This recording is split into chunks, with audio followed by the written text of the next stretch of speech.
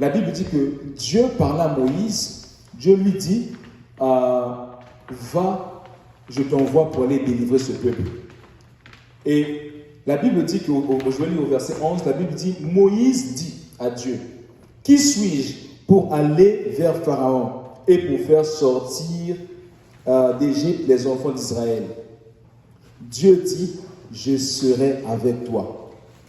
Et ceci sera pour toi le signe que c'est moi qui t'envoie quand tu auras fait sortir d'Égypte le peuple. Vous servirez Dieu sur cette montagne. Dieu, quand il a envoyé Moïse s'est regardé à lui, il a dit, Seigneur, qui suis-je pour aller me tenir devant cet homme, Pharaon, et délivrer ton peuple? Mais Dieu ne l'a pas dit, ok, je sais que tu ne sais pas parler. Non, Dieu ne l'a pas fait des reproches. Dieu l'a dit, je serai avec toi. Dieu cherche une personne qui est simplement disponible. Amen. Dieu cherche une personne, pas une personne intelligente qui est... si Dieu cherchait simplement des gens intelligents, bon, Pierre et les autres, bon, ça... Dieu cherche une personne qui est disponible. Dieu cherche une personne qui est prête. La Bible dit, le Seigneur dit aux disciples, priez le maître de la moisson afin qu'il puisse envoyer les ouvriers dans la moisson. Et souvent quand on fait cette prière, on dit, Seigneur, envoie les ouvriers dans la moisson. Parce qu'il y a beaucoup de gens qui ont besoin d'aide. Il faut des gens pour aller vers eux, pour leur parler, pour leur annoncer la bonne nouvelle. Mais très souvent, nous allons prier, nous allons dire, Seigneur, envoie. Et si le Seigneur te disait, c'est toi qui vas aller dans la moisson. Très souvent, nous allons dire, Seigneur, non, moi je ne suis pas capable. On voit Pasteur Yannick, on voit Frère Gauthier. Moi, je vais rester là, je vais prier. Quand nous faisons cette prière, nous devons nous être conscients que ça pourrait être nous, cet ouvrier, qui va aller dans la moisson. La Bible dit que Dieu a dit à Moïse, va vers Pharaon, va délivrer mon peuple. Et Moïse commençait à se reprocher, il a commencé à dire à Dieu, mais écoute, je ne sais pas parler, je bégaye, je ne sais pas parler. Il commençait à chercher des raisons. Très souvent, ça nous arrive.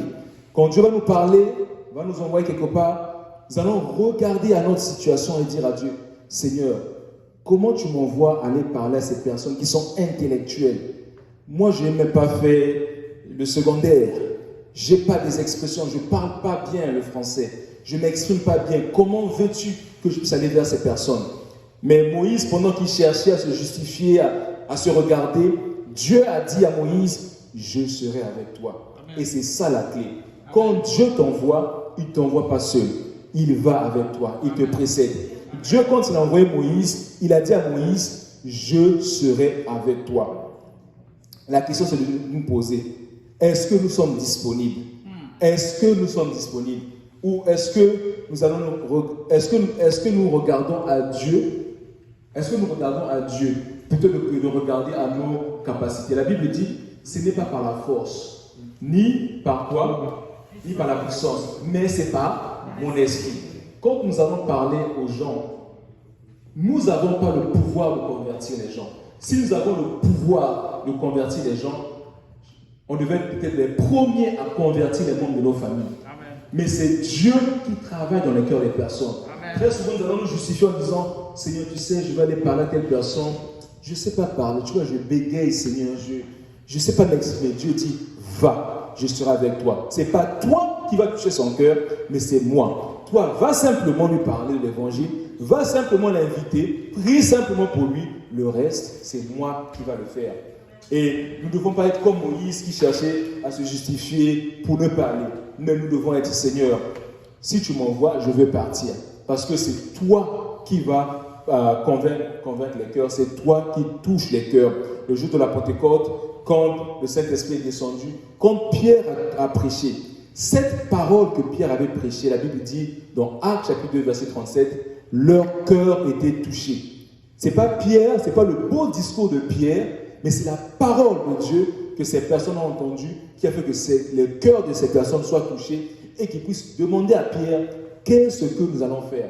La Bible dit encore, avant cela, que Pierre et Jean, c'était des gens qui n'avaient pas étudié, qui étaient des gens qui n'avaient pas... aujourd'hui, on dirait peut-être des gens qui ne sont pas allés loin à l'école. Mais Dieu a quand même utilisé Pierre et Jean, qui ont bouleversé le monde. Pourquoi? Parce que ce n'est pas eux qui ont fait ces miracles, c'est Dieu au travers de Pierre et Jean qui a accompli ces choses. C'est pour cela que Pierre dira, quand il allait au temple, il y avait un boiteux.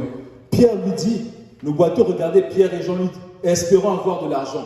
Pierre lui dit, l'or et l'argent je n'ai pas, mais ce que j'ai je te le donne. Au nom de Jésus, lève-toi et marche. Et cette personne a marché. Il n'a pas marché parce que Pierre a fait quelque chose, mais c'est au nom de Jésus. Pierre plus tard dit aux personnes qui le regardaient, il dit, mais pourquoi vous fixez vos yeux sur nous en pensant que c'est par notre force? Non, c'est au nom de Jésus-Christ de Nazareth que vous avez crucifié que cet homme se tient debout. Donc, nous n'avons pas d'excuse à dire, Seigneur, tu sais, je ne sais pas parler, je n'ai pas fait de longues études. Si Pierre est parti, toi, tu peux aussi partir parler aussi aux gens. Tu peux aussi. Simplement, ce que tu dois faire, c'est de te rendre disponible. Nous allons lire encore